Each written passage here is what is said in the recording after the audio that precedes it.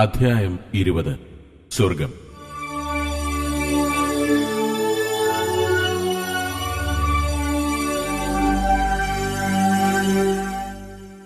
നരകത്തിന്റെ വായ്ഭാഗത്ത് അകപ്പെട്ടുപോയി തിരികെ വന്നതിനു ശേഷം ഞാൻ വളരെ ദിവസത്തേക്ക് രോഗിയായി കിടപ്പായിരുന്നു.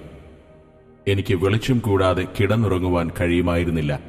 വിശുദ്ധ വേദപുസ്തകം വായിച്ചു. എപ്പോഴും എന്റെ കൂടെ വേണമായിരുന്നു അത്. എന്റെ ആത്മാവ് അത്രമാത്രം ഭയചകിതമായിരുന്നു. എന്നേക്കുമായി നരകമാകുന്ന നാശഗർത്തത്തിലേക്ക് തള്ളപ്പെടുന്ന ആത്മാക്കളുടെ അവസ്ഥ ഇപ്പോൾ എനിക്ക് പൂർണ്ണമായി ഗ്രഹിക്കാൻ കഴിയുന്നു. യേശു കർത്താവ് എനിക്ക് പൂർണ്ണമായും സമാധാനം ഉണ്ടാകട്ടെ എന്ന് പറഞ്ഞതിനു ശേഷം സമാധാനം നദി പോലെ എന്റെ ആത്മാവിലേക്ക് പ്രവഹിച്ചു. എന്നാൽ ചില നിമിഷങ്ങൾക്ക് ശേഷം ഞാൻ ഹിസ്റ്റീരിയ രോഗിയെപ്പോലെ അലറി നിലവിളിച്ചുകൊണ്ട് ചാടി എഴുന്നേൽക്കുമായിരുന്നു. എന്നാൽ അപ്പോഴൊക്കെ ഞാൻ തനിയെ അല്ല, കർത്താവ് എന്നോട് കൂടെ ഉണ്ടെന്നുള്ള ബോധം എനിക്കുണ്ടായിരുന്നു. എന്നിരുന്നാലും കർത്താവിന്റെ സാന്നിധ്യം ഇടസമയങ്ങളിൽ എനിക്കില്ലാത്തതുപോലെ തോന്നിയിരുന്നു. കൂടാതെ കർത്താവിനോട് ചേർന്നു പോലും നരകത്തിൽ വീണ്ടും പോകാൻ കഴിയാത്തതുപോലെ ഭയം എന്നെ അത്രമാത്രം ഗ്രസിച്ചിരുന്നു. ഞാൻ എന്റെ നരകത്തിൽ വെച്ചുണ്ടായ അനുഭവത്തെപ്പറ്റി മറ്റുള്ളവരോട് പറയാൻ ശ്രമിച്ചു. എന്നാൽ ആരും എന്റെ വാക്കുകളെ ശ്രദ്ധിച്ചില്ല.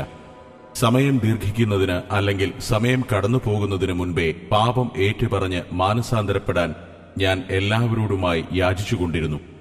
മറ്റുള്ളവരോട് ഞാൻ അനുഭവിച്ച നരകത്തിന്റെ ഭയാനകതയെക്കുറിച്ചും പീഡനങ്ങളെക്കുറിച്ചും പറഞ്ഞ കാര്യങ്ങൾ വിശ്വസിക്കാൻ അവർക്ക് അസാധ്യമായിരുന്നു.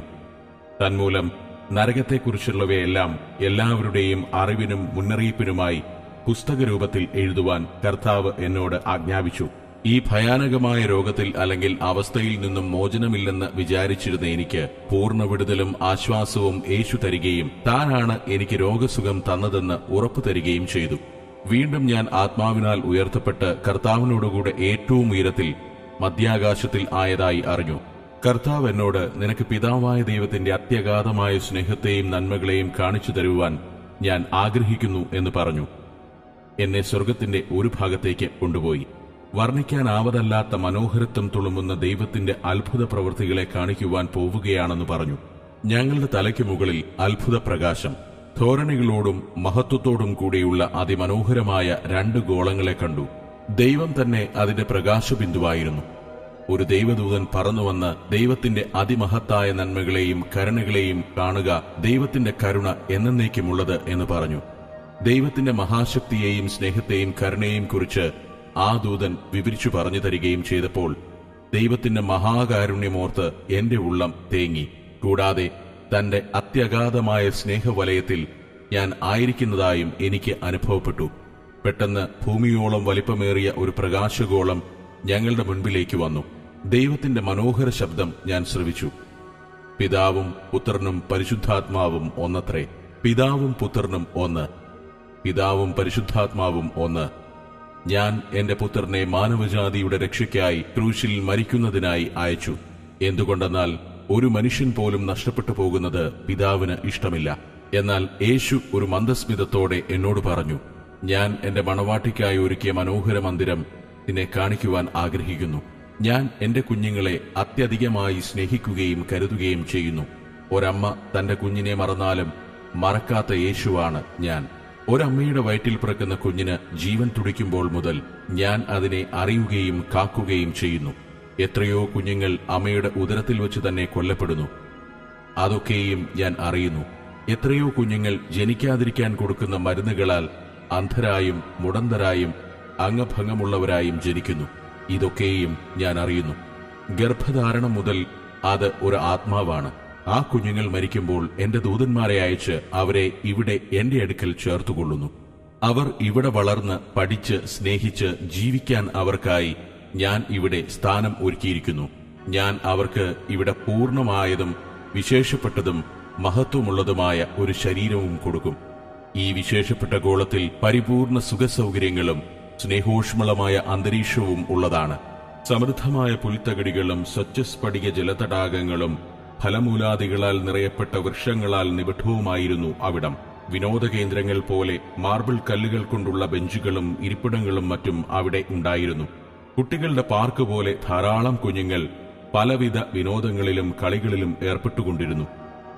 വെള്ള യൂണിഫോം ധരിച്ച കുട്ടികളായിരുന്നു അവർ. അവരുടെ വസ്ത്രം കളങ്കരഹിതവും വളരെ മനോഹരവും പ്രകാശത്താൽ തിളങ്ങിക്കൊണ്ടിരിക്കുന്നതുമായിരുന്നു.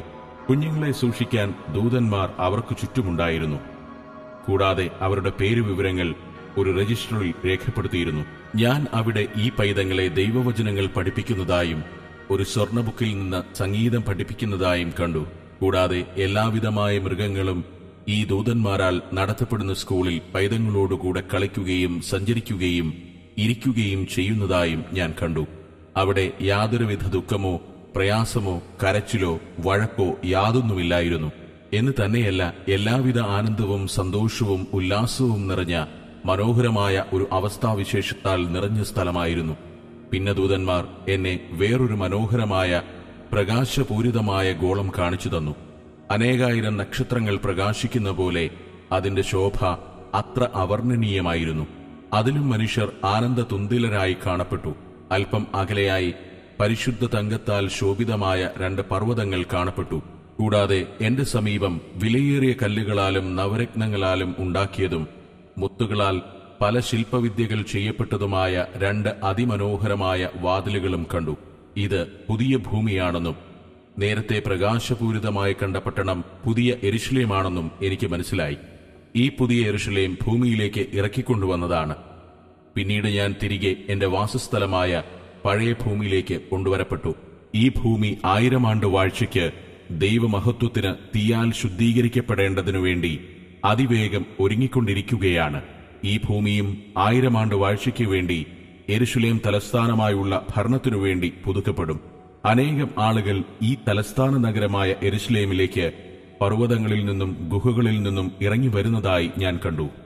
ഈ യെരുശലേമിൽ യേശു തന്നെ രാജാവായി വാഴുന്നതും അനേകം രാജാക്കന്മാരും പ്രഭുക്കന്മാരും തങ്ങളുടെ കാഴ്ചകളുമായി വന്ന കർത്താവിനെ ആരാധിക്കുന്നതും ഞാൻ കണ്ടു.